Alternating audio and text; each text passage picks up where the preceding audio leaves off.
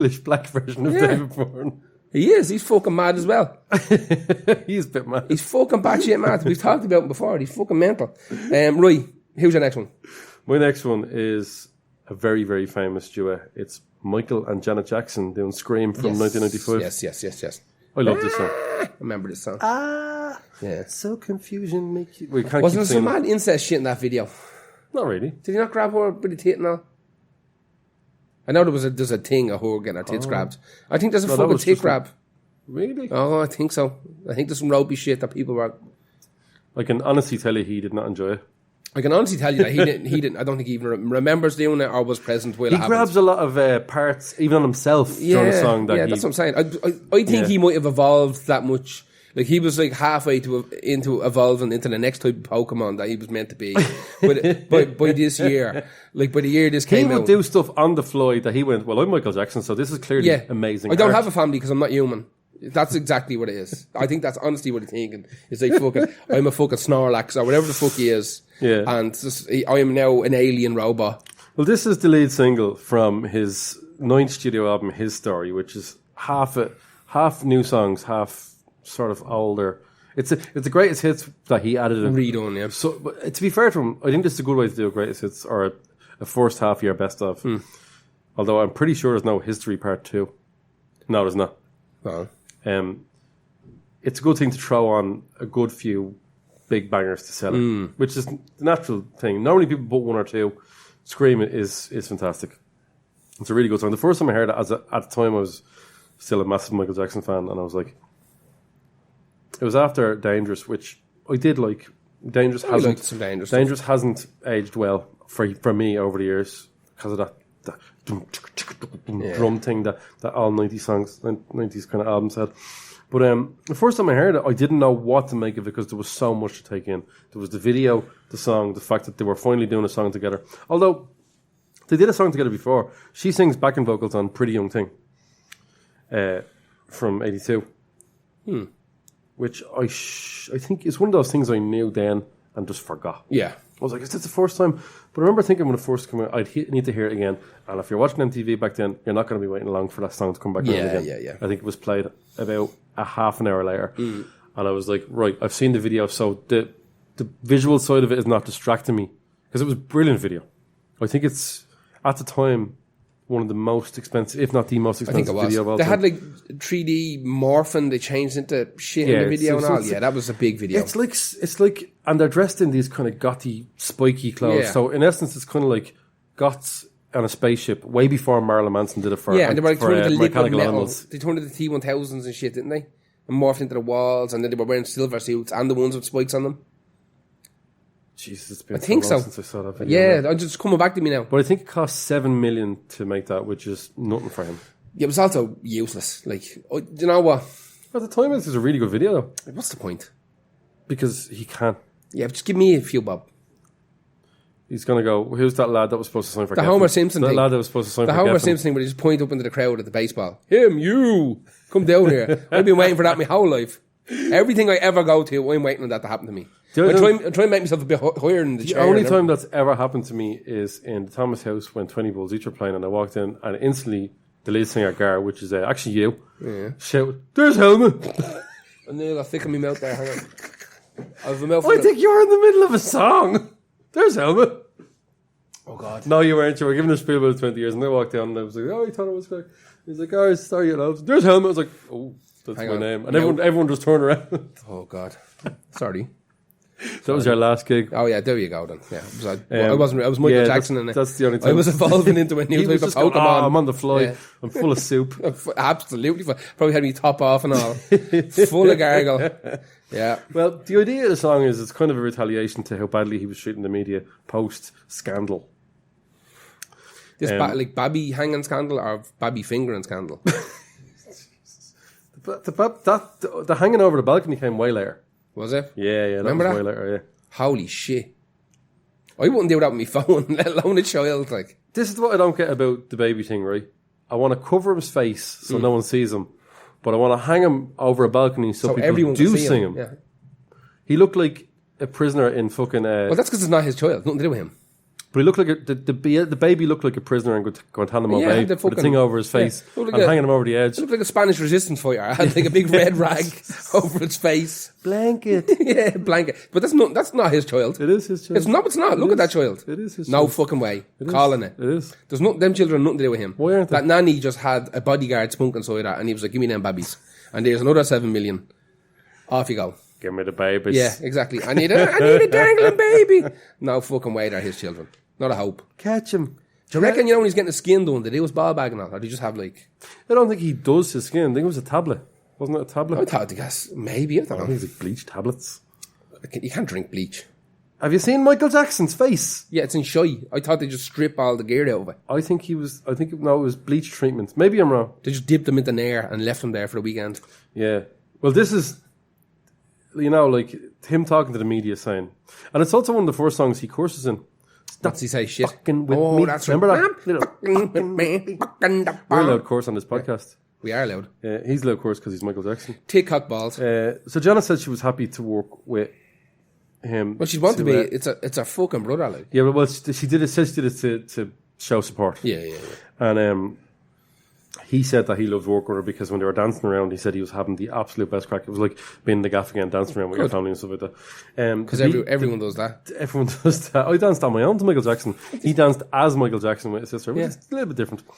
The B-side was "Have You Seen My Childhood?" Remember that song from Free Willy 2?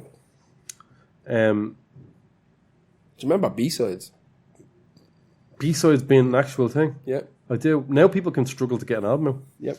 Like I said, the first time I heard Scream, there was so much information hitting me at the same time, and I was excited and confused. But then I heard the song and I went, structurally and, song-wise, it is a very good song. Very good. That's my duet, famous duet, Michael and Jenna. Who's your next one? Sonny and Cher. I got you, baby. No. Nope. Curveball. A groovy kind of love. Yep. The Phil Collins song. Yeah. It's a great song. It is, yeah. So Sonny and Cher were a husband and wife duo. They originally started off as backing studios for Phil Spector. They were backing studios. They turned their bodies into entire buildings. They were backing singers. To be fair to Sonny, he nearly turned himself into a building. Well, yeah. What you make buildings out of. He went back to nature. He did, yeah. He was fucking going back to my roots, ending up in my boot. Oh, that's mean. Sheer meanness out of this podcast sometimes. Sonny, if you're listening, you're definitely not listening. So they started off as backing singers for Phil Spector. That's how they kind of got their start. Fair play to them for not getting killed that way. Yeah, exactly. And they fucking hell, I have to read. All right, yeah, they had their big breakthrough was "I Got You, Babe" in 1965. There was another song before that that's done pretty well. I got no breaks. Exactly. I've got no breaks. There's a fear tree. They say I should have got my car serviced earlier. I said, "No, come on." Stop. I say stop, even though I was saying it. Yeah, it wasn't a car. It wasn't a car that killed him. It was the tree. It was a tree. Yeah. No, he was skiing. Was he not killed in the car crash? Nope. Skiing, hit a tree. All of my jokes make no sense. Yeah. Well, now they do. It's grand. So they were fucking huge, right? Cool. They had a bajillion big albums. They also had 2 television shows. They had the Sonny and Cher Comedy Hour, and then they had the Sonny and Cher Show. They divorced in 1975, and by the time they divorced, they had sold 40 million albums worldwide, which is insane. So Cher continued singing, and Sonny got into politics, and he was elected to Congress. He was a Republican representative of California. So that's where he continued. They done, I think, 2 reunions, like once-offs. I don't think they ever toured. They just got together and sang a couple of the old classics. Oh, so they were still good buds. Yeah, even though he was battering her, he kicked the shit out of her. Did he? Yeah. There was like an Ike Turner situation. Get that tree into you. Yeah, exactly. Eat that tree. Now I feel no ounce of guilt after. As far as I know, Sonny was a bit fucking abusive from time to time. Yeah, not quite to like the Ike Turner level, but.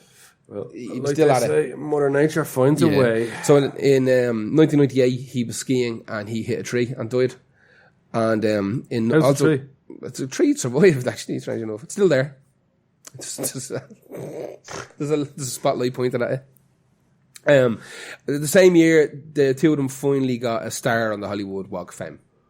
And that's kind of the end of it. Cher also on most of her albums ever since he died has like dedicated them to her. She also she done even though he was flying the fists. Well, they got on. I mean, I can't say that. Stop talking about stuff like that. I'll keep going. Why couldn't he just go out and like hit like a wall or a tree or something? or something. We need to just find something that just hit real fast. I don't care. Just get all the aggression out of him.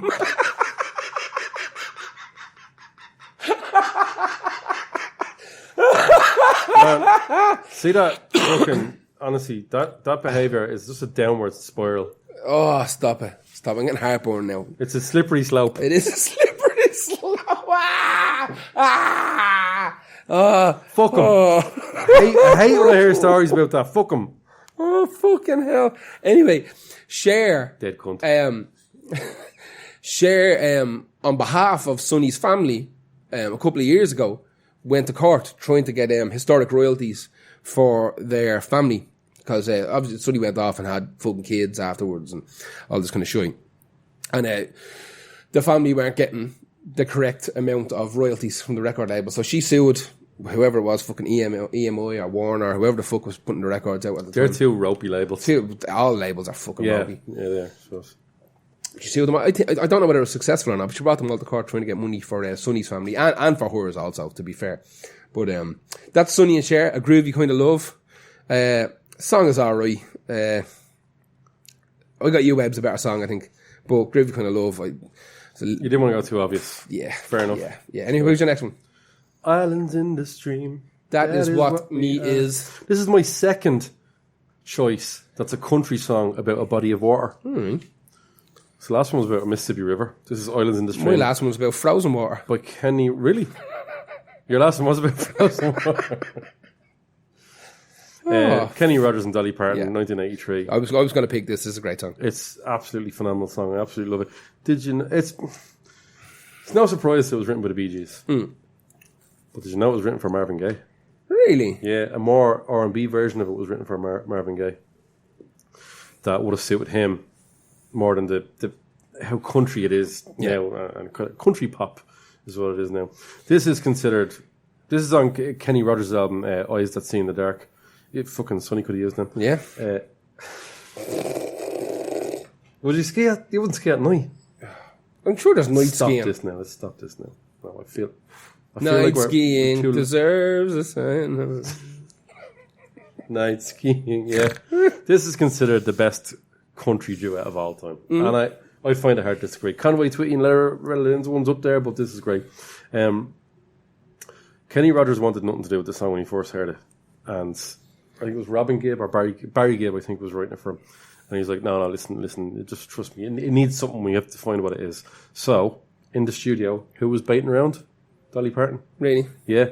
Weirdly, in 83, Dolly Parton and Kenny Rogers only really met each other once before that. That's mad. I find that hard to believe, with all the country award shows and everything that goes on. But they said, listen, would you come in and listen to the song, and possibly, if you like it, do a duet. She came in and just lit the thing up and walked out. Of course she did. And Kenny Rogers went, have this. Now I get it. Yeah. Now I get this song. So the first time they met was with that first... He was on her show, her Dolly Parton show, with First Edition. His band First Edition. But that was when he went, okay, I like it now. The Bee Gees did re-record it themselves in 1997, and we all remember what was done to by Praz from Fugees. Remember? It's painful. That is fucking ghetto superstar. That is what you in my are. head. I was trying to remember where it came from. Yeah, Praz. That's the fella that did it. I absolutely love this song. It has so many lush key changes. It's just it's delightful. It's a delightful song. And take nothing away from anybody in the Bee Gees. No, like it's such a Bee Gees song, though, isn't it? Yeah. I'd love to have heard the Marvin Gaye version because this is clearly Bee Gees going, well, if we were writing it for ourselves, it would sound like this. And you can hear, even though I've never actually heard the Bee Gees version of it in '97, I can already imagine it absolutely easily in my head. Yeah. As to how this is. There's not a massive amount of information because it wasn't set up for a while. She happened to be in the studio. Kenny. They're Rogers, possibly the best ones, I think, those out of nowhere ones. Yeah. Which is why that can happen. Yeah. someone goes, listen, we can get onto our label. They're not going to say, either label is not going to, if they're not, maybe not the same one, they're not going to say no. They're just like, you know what, is it money for both of us? Yeah, I love, you know what, I love money. Yeah, 100%. I love it.